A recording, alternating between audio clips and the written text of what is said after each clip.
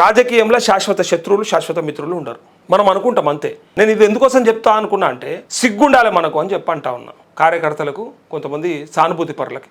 నువ్వు మాత్రమే అనుకుంటావు, అరే అసలు ఆ పార్టీ ఈ పార్టీ పొత్త అసలు అసాధ్యం, అది ఛాన్సే లేదు అని అనుకుంటే చివరికి ఒక్క ఉదాహరణ మన రాష్ట్రంలో జరిగిందే 2019 ఎన్నికల్లో జరిగిందే చెప్తాం మీకు. 2019లో మనమే చూసినాం.